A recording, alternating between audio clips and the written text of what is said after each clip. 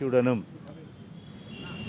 என்னை இந்த உலகுக்கு ஈன்றெடுத்த தாய் தந்தையர் அவர்களுடைய நல்லாசியுடனும் கழகத்தினுடைய பொதுச் செயலாளர் அண்ணன் இபிஎஸ் அவர்களுடைய நல்வாழ்த்துக்களுடனும் அதே போன்று 25 ஆண்டுகள் ராயபுரம் சட்டமன்ற தொகுதியில் இதே புரட்சி தலைவி அம்மா அவர்கள் அடையாளம் காட்டிய போதெல்லாம் வெற்றியை எனக்கு அளித்த நம்முடைய அன்பிற்கும் பாசத்திற்கும் உரிய எப்போதும் என்னை மறவாமல் இருக்கின்ற ராயபுரம் தொகுதி வாக்காளர் பெருமக்களுக்கும் பொதுமக்களுடைய நல்வாழ்த்துக்களுடனும் அதே போன்று கழக தோழர்கள் அவர்களுடைய நல்வாழ்த்துக்களுடனும் அதே போன்று தோழமை கட்சிகள் அவர்களுடைய நல்வாழ்த்துக்களுடனும் மற்றும்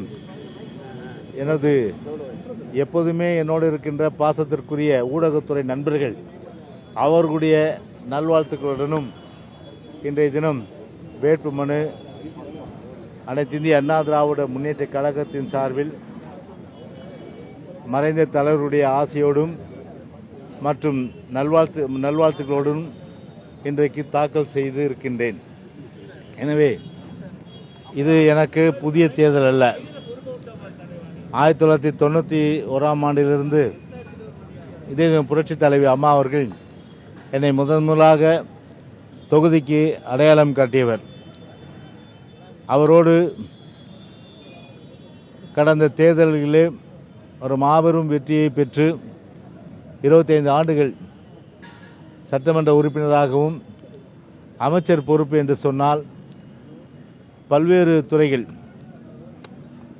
forest, fisheries, animal husbandry, dairy development, backward class, minorities welfare, exservicemen welfare, rehabilitation, repatriate, அதன் பிறகு லா, ஐடி, இபி, அதன் பிறகு ஸ்பீக்கர்.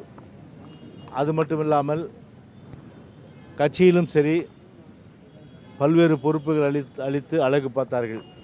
3 முறை மாவட்ட செயலாளர், அதே போன்று தலைமை நிலைய செயலாளர், அனைத்துலக எம்ஜிஆர் மன்ற செயலாளர், கழக மீனவர் பிரிவு செயலாளர். அது மட்டுமில்லாமல் பல்வேறு பொறுப்புகள் கூட கட்சியிலும் சரி ஆட்சியிலும் கொடுத்து அழகு பார்த்தவர் புரட்சி தலைவி அம்மா அவர்கள். எனவே பாராளுமன்ற தேர்தலிலே 98இல் நம்முடைய மத்திய சென்னை பகுதியிலும் நிற்பதற்கு வாய்ப்பு கொடுத்துள்ளார்கள். எனவே இது 8வது முறை நான் மனு தாக்கல் ராயபுரத்திற்காக மட்டுமே செய்திருக்கின்றேன். ஒரு வரலாறு எனக்கு உருவாக்கி கொடுத்தவர் புரட்சி தலைவி அம்மா அவர்கள். தமிழ்நாட்டிலே ஒரு சிலர் தான் தொகுதி மாறாமல் ஒரே தொகுதியிலே இருப்பார்கள். அந்த வரிசையிலே நான் வந்தது வாழ்நாளிலே ஒரு பெருமைமிக்க ஒரு விஷயமாகத்தான் நிச்சயமாக நான் கருதுகின்றேன். அந்த வரலாற்றை உருவாக்கி தந்தவர் அம்மா அவர்கள்.